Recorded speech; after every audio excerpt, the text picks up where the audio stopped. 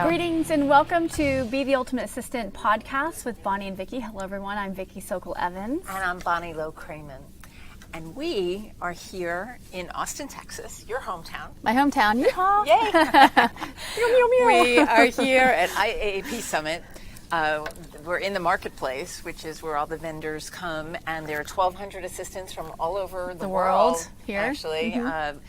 And it's been really exciting. We're both teaching and training and networking like crazy.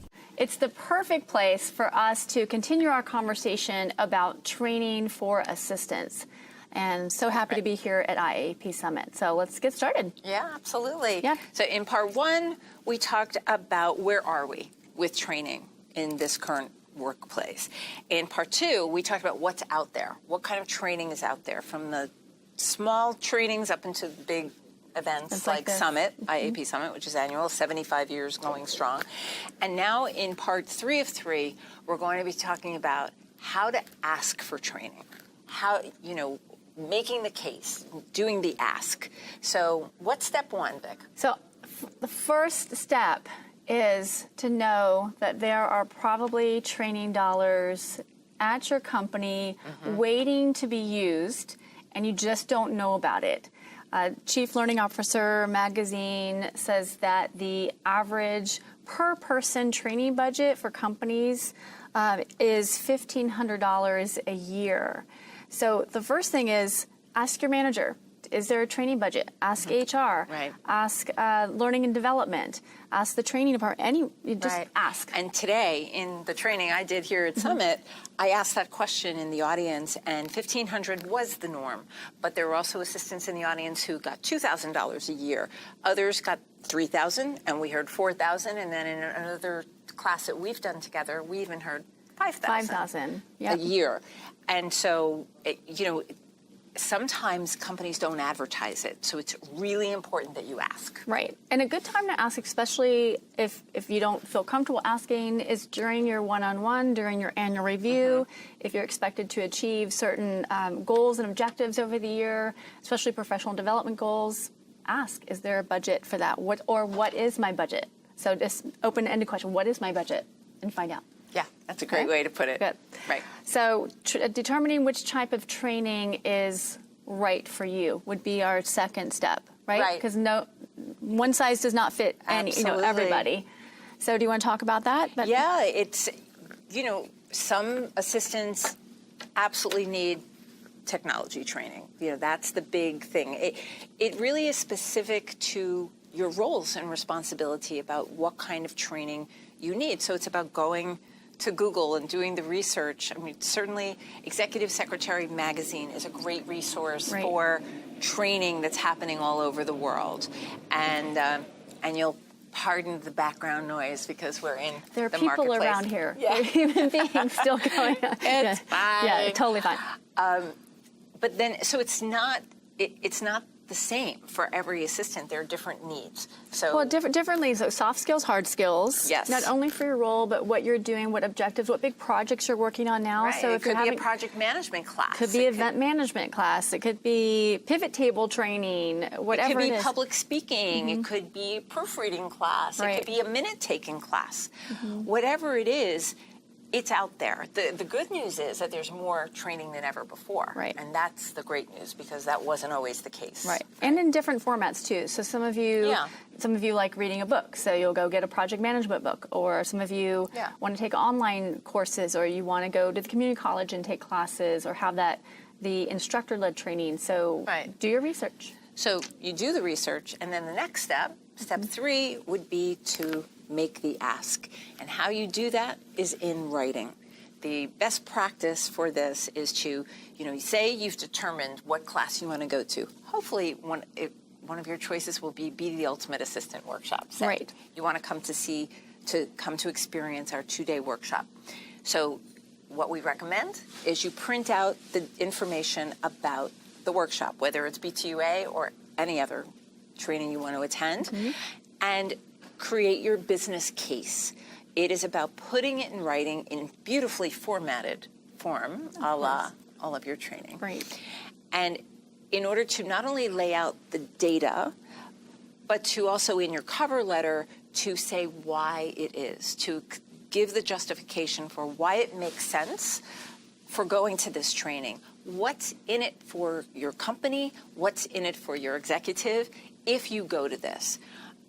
In the proposal, you will not only want to put the description of the workshop or the training or the conference that you want to take, but it's also important to include an Excel spreadsheet with all the costs associated. Every cost associated, not only the registration, but the travel and meals. If you're going to be out of town. Any and all expenses associated. So your executive has the actual data to refer to.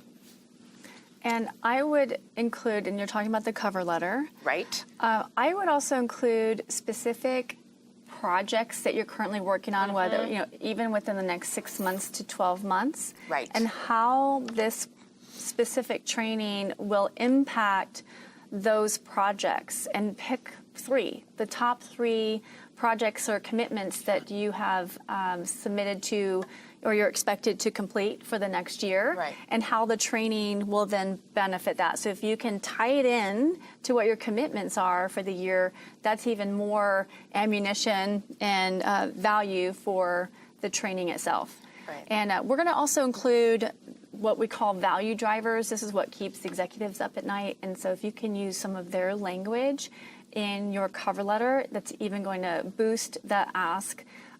Things like, and I have it here, and we'll certainly include it in the downloads, but improving productivity, processes, and efficiency, improving employee effectiveness and morale with the entire team, improving results, brand and reputation, reducing time, effort, and costs, increasing technology ROI, reducing risk, errors, and complaints. So there are lots of different things that you can use in words that you can include in your cover letter, and we'll be sure to give you that list. Right. Right?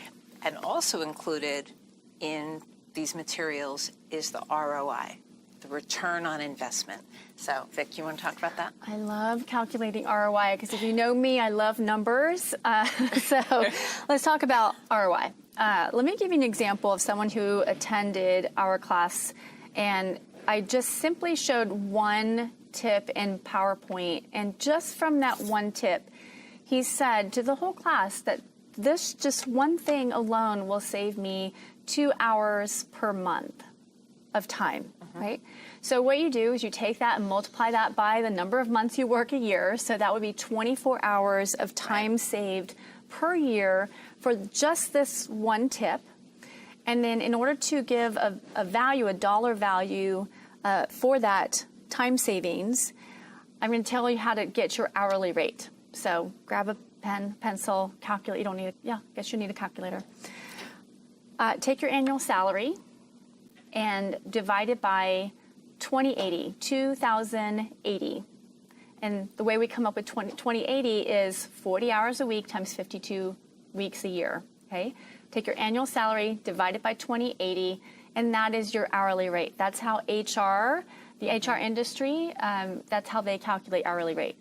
Take that rate, multiply it by 24 hours, which is how much you saved by attending the class, and that is your annual productivity savings in dollar amount. That's one person, one feature in Microsoft PowerPoint resulted in that amount of annual productivity savings. Multiply that by the number of assistants or employees you have that would learn that tip. That is the annual productivity savings for your company.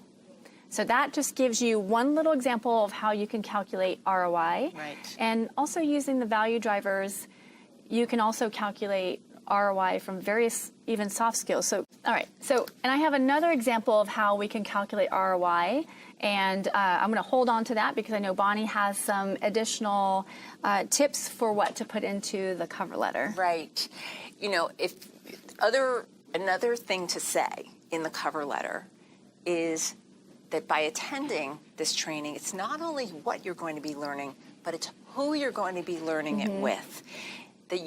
At these conferences and trainings, you are surrounded by other like-minded professional assistants, and that's gold. Many of you know that for 25 years I worked as the personal assistant to Oscar-winning actress Olympia Dukakis, and Olympia was famous for saying over the years, Bonnie, you don't have to be an expert in everything, but what you do need to do is know who the experts are to go to get the answers we need fast. Right.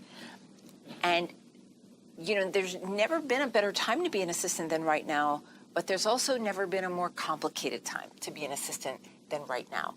And what that means, the only way I know how to navigate these complications is to find out who the experts are. Right. That there's so much to know. And what that means in any given company is that you have SMEs. You're crawling with SMEs who are natural resources. And of course, SMEs are subject matter experts. Everyone at a company is a subject matter expert, probably on multiple things, right? And we just need to make it our business to find out what they are. And then at conferences, if it's an internal training, you have your internal experts. And if it's external training, that happens exponentially. Well, think about this. Like, I think from an executive's perspective that if my assistant says, hey, I want to go to this conference, it's a way for me to build my Rolodex, I'd be like, yeah, because I want my assistant to have access to other assistants because those are assistants to other leaders. So if I am one or two, as an executive, if I am 1 or 2 degrees removed from that leader that I need to set up a meeting with to help drive, value for my business or help drive revenue for my business, that makes your value even higher. So you want to build your Rolodex so you can be of more value to your leader and your organization. Absolutely. For sure. And we've heard so many examples, real-life examples of assistants who have attended not only BTUA, but the other conferences where we train, where they met the person who gave them the answer. That's, that's what's, we're in this 24/7 nonstop thing. And so, what's your example? So, we, in our class, in the Be the Ultimate Assistant class, one of the things we do is we ask everyone during their introduction, what are you expert in? And we recommend you doing this in your internal networking meetings, your EA network meetings, to ask each other, what are they expert in? What are their subject matter expertise? And I want to give you an example of one time I was working for a law firm, and two of the programmers had just gone out to training. I can't remember, Colorado or someplace, a whole week of training on Crystal Reports, which is a reporting tool. It connects to any database, and you can generate any type of reports. I love it. I see my pupils are in hearts right now. I love it. So I was really excited to hear that they went out and went and got this training. But what I discovered, they spent a lot of money on this training. But what they didn't realize is I'm just 2 doors down from these 2 programmers. I was one of a handful of certified trainers on Crystal Reports in the state of Texas, and all they needed to do was knock on my door and say, hey, do you know Crystal Reports? Can you teach us Crystal Reports? Right. So think about the ROI there, that the money that they spent and time away from the office to go get training from a training company that's not familiar with their data. I was most familiar with their data, and we could have cut the time in half and shaved off a lot of money there, saved on costs. So you never know who's next to you that has the training expertise. So that's another way to consider getting training, is just ask, what are you expert in? What do you love doing? And ask each other. Right. Mm-hmm. There's a lot that we have to teach each other. Right. And so the next point I want to make is to not take no for an answer. We're recording this in 2018, and still this notion of training administrative staff is a pretty new idea in this year. It isn't as new an idea as it was, say, 3-4 years ago, but it's still a pretty new idea. And so we still have assistants telling us that they're being told, no, we either can't afford it, we don't see the need for it. And so my point is, do not take no for an answer. Mm-hmm. Everything is negotiable. If you're told no, then try negotiating. Perhaps offer, well, I'll pay for travel if you'll pay for the registration. Put skin in the game. This is your career, this is your life, this is your livelihood, and you're worth it. my message is to invest in your own professional development, even if it means putting your own money on the table for this training, because there's a lot at stake here. You know, we hear from recruiters all the time. And the assistants in the world who are getting laid off and downsized, it's not because of age. It's because of stagnant skills. Relevance. Mm-hmm. Relevance. And so it is critical. It is absolutely in every assistant's best interest to be trained. And frankly, it's in an executive's and a company's best interest to have a trained staff, because they want the best. I want the best assistant ever. And that's right. The only way to do that is to keep those skills up to date. Absolutely. And you know what we have found? We have examples of our students who have had to put their own money on the table for training in year one of training. Mm-hmm. And then the next year, once the executive sees the benefits, and, you know, by the way, you can also offer to train the other administrators when you come back from a conference. A lot of our students do that. So if you get, what do you mean? So if I pay for it myself, I'll come and train, or if you send me to training, I will then come and train the rest of the team. Right. Yes. In your cover letter. Yes. Sorry. Yes. And that wasn't clear. Yeah. That in your cover letter, you can also offer that after the training, you'll be happy to do a lunch and learn and share what you've learned with the team as an extension of the ROI. Right. You know? Can I add something? Because I've had assistants tell me, my executive says they hired me because I should already know these skills. Mm-hmm. What do you say to that when it's like, I don't want my manager to know I don't know this, or I'm already expected to know this? All I know is I see job descriptions that are now 2 and 3 pages long. Right. The demands on this role are different than they were 5 years ago, 10 years ago. And just like you use the analogy all the time about athletes. Right. Right? What do you say about athletes? Well, you think about it. So if you want the best athlete on your team, I want the best basketball player, I want the best soccer player, football player, if you're in Europe, international, I want the best player on the team. They don't stop training. Right. They continue training, and they get the best coaches and the best trainers, and they continue learning. So use that analogy. And trust me, even your leaders are going out and getting training, and they're being told the same thing. So it's all about relevance, keeping your skills up to date, understanding the latest trends, building that Rolodex so that one day you can make that introduction that they want that will then help drive their business objectives. Right. And you know, most workshops and conferences these days, including B2A, we have letters, business case letters, to help you make the case with your leaders, because this is such a new thing. But I can tell you that leaders are coming around. It really isn't that much of a fight anymore. Right. And I think it's getting more and more the norm where assistants are being told, of course you have to go. Right. You know, oh, yeah, I hear all the time. It's like, how did you find out about the conference? How did you get approval for it? It's like, oh, yeah, my manager told me to go. It's like, this is great. This is great. And the other thing is, when assistants go to training, they should not have to take vacation days in order to go. That this should be counted as work. Right. Right? Right. I agree. That happens with leaders, but still we hear that that's an issue too. Well, you have this much vacation. It's not a vacation. This is work. Right. Lots of work. Oh, my gosh. How much sleep have you gotten so far? Anyway. So, all right. So as we wrap up, we want to talk about free stuff. How do we... Yeah, so at this point, you've asked for training and they said no. Then you come back and say, okay, how about we negotiate? I'll pay for this, you pay for that, and they still say no. And there's just no budget, there's no time, there's just no. Short of leaving your job, go out and be creative. Go out and get free training, lots of resources. So what are some of your resources? And I'll share some of mine. Well, the easiest one is to do a lunch and learn on your own team, and it's voluntary.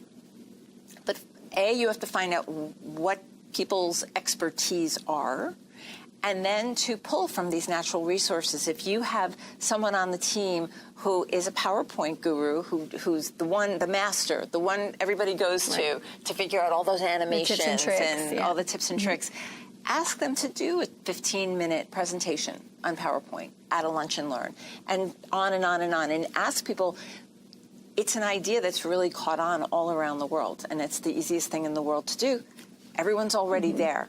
So, and if people genuinely walk out of there with one or two things that they can use immediately, it's a no-brainer to do it once a month. Absolutely. Yeah. And if you don't want to develop the content, you find your favorite YouTube video. Maybe it's something you search online, you found, and it's like, oh my gosh, I watch this all the time, or this saved me, 30 minutes of work. 30 minutes of time. I have one. It's creating name badges for conferences, and I can't remember how many views. It's a six-figure views. I'm not sure, but the thing is like use those and just broadcast a YouTube video that's 10 minutes long on how to create name badges, and we have tips and tricks of the trade. For we did one back in 2012, and it's still being watched all over the place, called Tricks of the Trade for Assistants. But you want to learn about body language. Nobody better than Amy Cuddy. You want to learn TED Talks. I mean, that was a good TED Talks. YouTube and TED Talks. TED Talks are amazing, and usually they're 20 minutes or less. Right. Simon Sinek, who we interviewed for this podcast, along with his assistant, has the third highest watched TED Talk of all time. So that's an easy way to get free learning. Right. What else? And we have free learning on our websites, free webinars. For our training colleagues out there, here's a call to action for you. If you want us to list some of your free training webinars, we're happy to post them on this page. We'll be sure to include them, and we'll keep adding to this page for this view. And, you know who you're following, what trainers you're following. Go to their websites, and chances are they're going to have a tab that has either the blog or some free training available. And they probably have YouTube videos and maybe even a TED Talk. So that's a great way to develop content for your team. That's completely free. Yeah, that sounds great. So I think that Any about final wraps thoughts? us up. Yeah. Good. I think this is great. And if you guys have any suggestions at all and ideas, feel free to post it in the comments, and we'll be sure to include them as well. Yeah. We usually end with a quote, and I think your John Wooden quote is appropriate for today, don't you? I think so. So we're both fans of John Wooden, former UCLA basketball coach, and he passed away a couple years ago, but he has this awesome quote that says, "It's what you learn after you know it all that counts." Right. So we know that some of you listening are very experienced in your careers. Well, we're in this complicated time. There's always something to learn. And I think the most successful assistants we know all around the world are the ones who come to training. Absolutely. Right? Absolutely. And we welcome you in any of our classes at the next Be the Ultimate Assistant workshop. And we hope to see you there. Yeah. All right. So good luck. Yeah. You go get training one way or another. Get it. You got this. Well, this concludes today's episode. Please leave your comments, suggestions, topic ideas. Go to betheultimateassistant.com on the podcast page. That's it for today. I'm Vickie Sokol-Evans. And I'm Bonnie Low-Kramen. And we're signing off. Signing off. From IAP Summit in Austin. Bye.